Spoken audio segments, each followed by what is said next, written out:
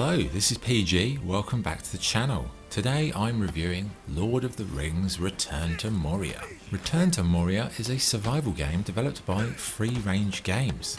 The game sees you play as a dwarf as your kin return to the mines of Moria to reclaim their former stronghold. The game can be played solo or in online multiplayer. Okay, gameplay. Well, Return to Moria, it's a survival game, which means you'll have to eat food at regular intervals, you'll have to craft your own tools and weapons, and you'll also have to sleep from time to time to keep up your strength. To do most of those things, you will need resources, and resources are plentiful in Moria. From mushrooms, honey, rock, metal ore, precious stones, and even old wooden structures that you can break down.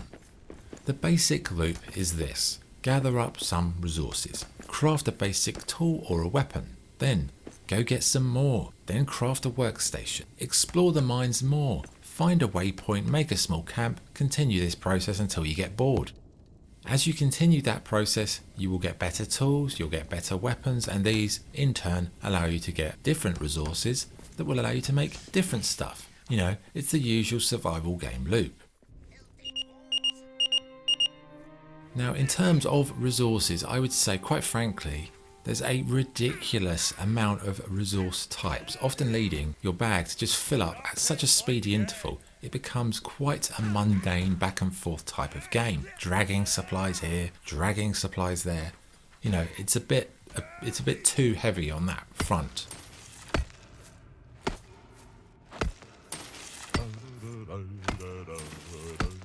So where do you put all these resources? Well, obviously you need to build a base. Now you can modify bases, you can make original ones. Building is something in Moria that I was looking forward to, but I would say it's really hit and miss. If you're building on the ground level, the system works quite fine.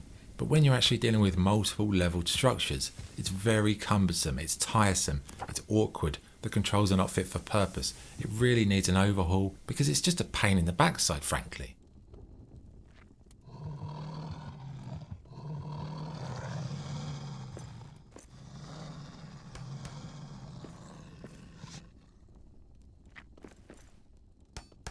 And for me, I love building in survival games. I love it. But this is one rare game in the genre that I really just couldn't be bothered because I just made a bed, crafting stations, put a wall up, and I was like, that's it, done. It didn't feel like you really needed to build anything grandiose, and building it would actually become more stressful than it was worth.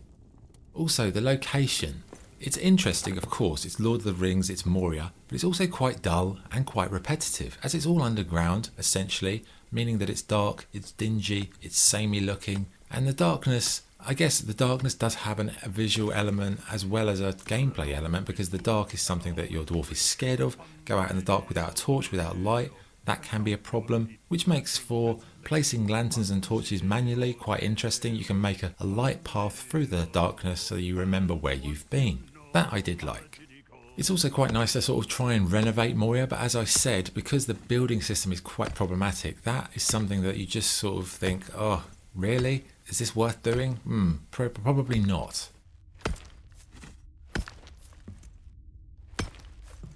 Now, crafting is handled mainly via workstations. You've got many that you've got to make to fill up your base. You can also make some basic things as you're on the road, but there are other dangers there in Moria as well, aside from the dark, as I mentioned just before. You can starve, you can have full damage, there's goblins, there's orcs, there's spiders, there's other grim creatures that can kill you. But sadly, the combat in Return to Moria has got to be one of the worst examples I've seen in this genre, or just in general. It's powder puff. It's non-violent, it's like you're playing Lego version of Lord of the Rings. It's so tame, it's so lacking gore, it's so primitive, it feels spongy, it doesn't feel like anything's got any weight. It's a massive, massive disappointment. It feels like a combat system made for 5-year-olds. It's really so easy, it's almost impossible to die in combat if you've got a shield.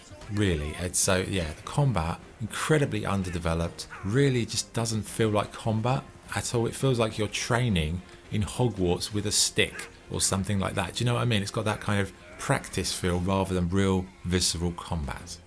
Now, in terms of the game world, this has got to be one of the better parts of the game in terms of how it's broken down into different areas.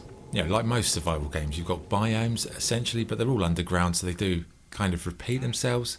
I would say exploring was quite fun, but that poor combat loop makes it quite dull.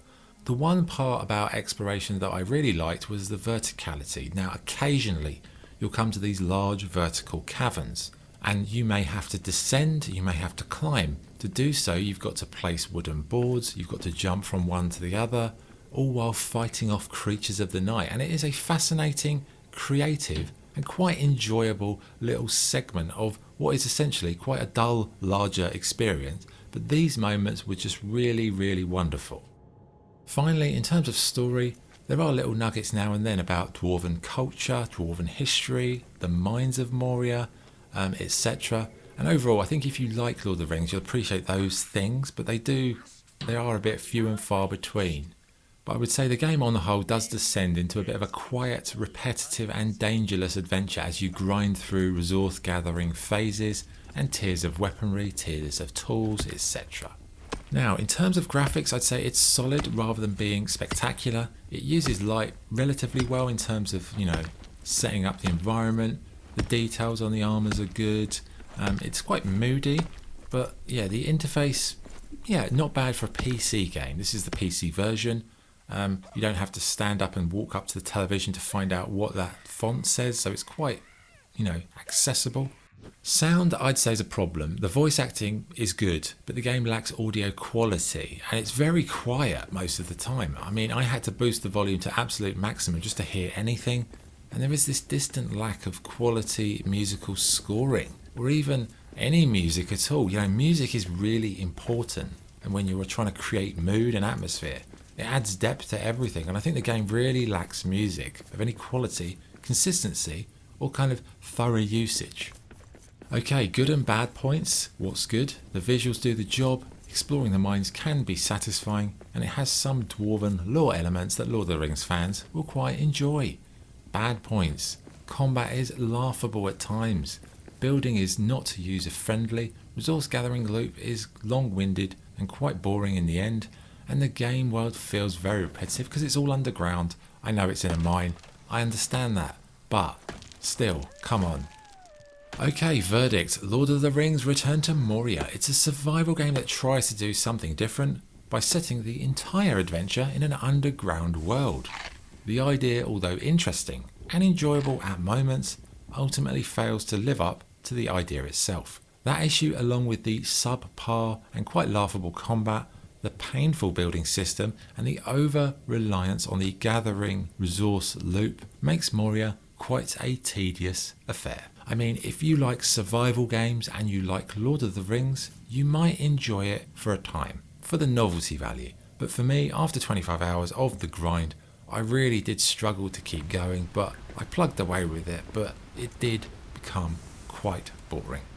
Okay, scoring Lord of the Rings Return to Moria. I would give it a 6 out of 10. That's the review. Thank you for watching. This is PG signing off. See you next time.